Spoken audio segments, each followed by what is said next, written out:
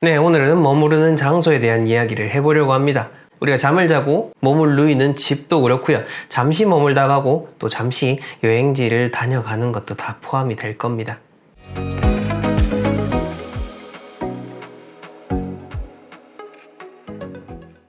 사기라는 고전을 보게 되면요, 양금택목이서라는 말이 나옵니다. 현명한 새는 본인이 거처할 그 나무를 가린다라는 뜻인데요. 하물며 새도 이렇게 나무를 가리는데 우리 사람이라고 하는 존재, 당연히 그 머무는 곳을 잘 가릴 줄 아는 지혜가 있어야겠죠. 그 지혜를 키울 수 있도록 오늘도 의미 있는 이야기들 많이 들려드리도록 하겠습니다. 자, 우선은 여러분들이 항상 어떤 풍수 전문가를 통해서 공간을 정할 수 있는 것이 아닙니다. 그렇다면은 나도 어느 정도는 그런 장소를 볼 줄 아는 능력 혹은 장소를 느끼는 그런 감각이 있어야겠죠.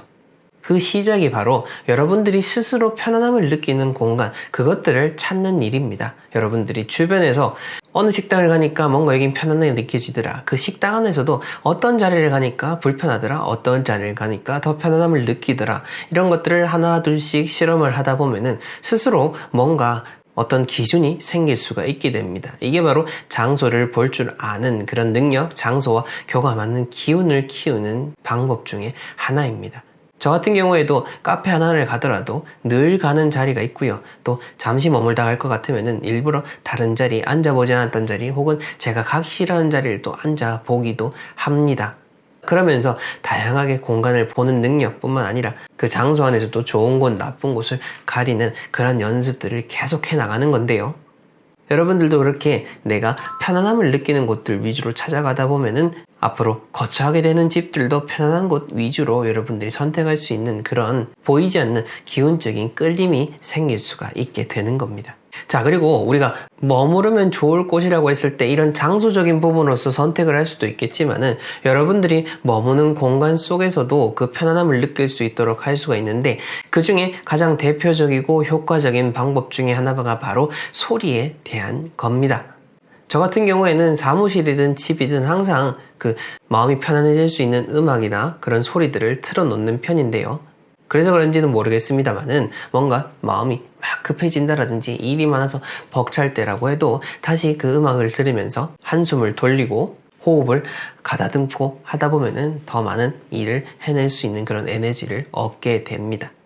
이 소리라고 하는 게 참 신비합니다. 보이지도 않는데 그럼에도 불구하고 또 이런 유형의 에너지를 내뿜을 수 있다는 거, 여러분들은 신기하지 않습니까? 저는 이 소리가 참 신기하고 오묘하기 때문에 더더욱 이런 소리에 집착을 하게 되는 것 같습니다. 자, 어찌됐건 간에 여러분들이 머무는 곳을 좋은 소리가 머물도록 한다면은 그 머무는 곳들이 모두 다 평안할 수가 있을 것입니다. 그리고 이것은 음악뿐만 아니라 여러분들이 하는 대화도 마찬가지인 거죠.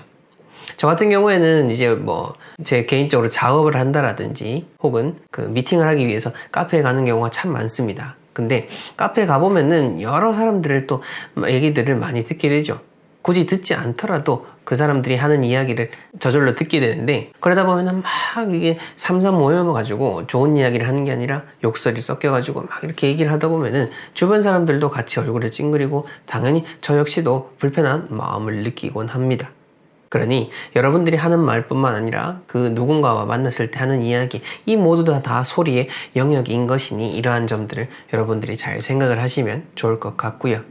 그리고 요즘 참 휴가철이죠. 전국으로 많이 다니고 계실 거고 여러 기운이 좋은 곳들 찾아다니시는 분들도 있을 겁니다.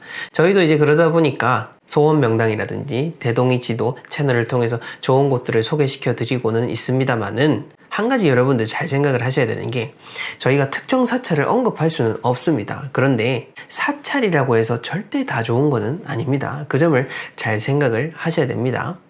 제가 절에 다니고 있기 때문에 이렇게 당당하게 또 이야기를 드릴 수가 있는 겁니다.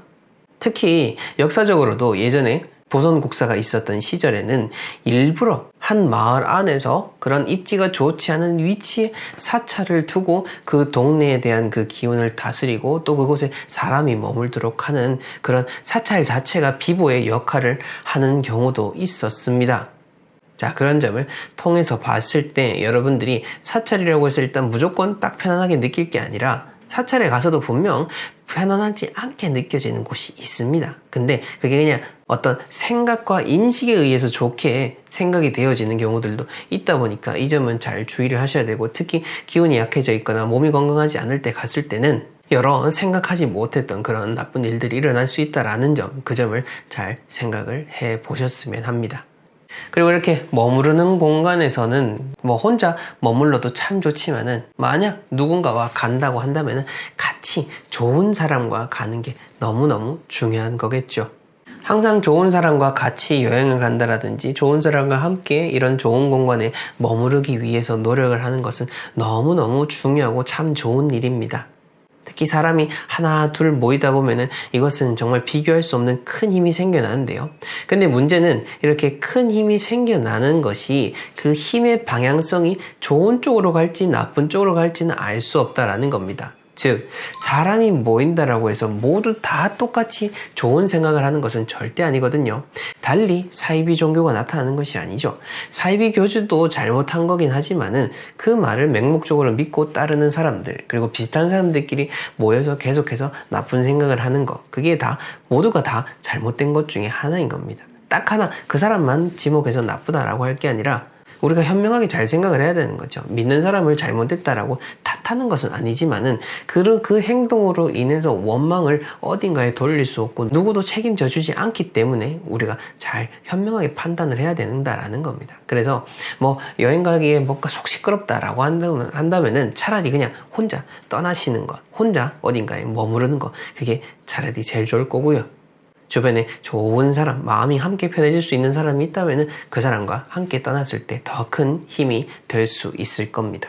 자, 그리고 이렇게 머무는 것과 관련해서 여러분들이 질문 주신 내용 중에 도움이 될 수 있을 만한 것을 답변을 드리자면요.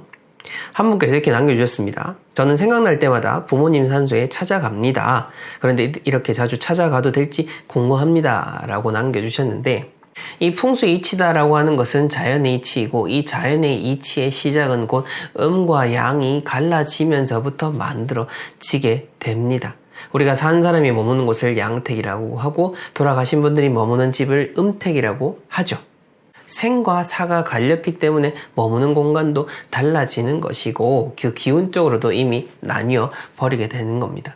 설령 나를 낳아주신 부모, 같은 핏줄이라고 할지라도 이미 생과 사가 갈렸기 때문에 그 기운은 이미 달라져 버린 것입니다. 그래서 살아생전에 있었던 그 애착의 마음으로 우리가 찾아가고 할지는 모르겠습니다만은, 이미 달리하신 그 부모님의 장소에 계속해서 너무너무 자주 찾아뵙는 것, 그것은 오히려 여러분들에게 화가 될 수 있다는 점을 잘 생각을 해주시고요.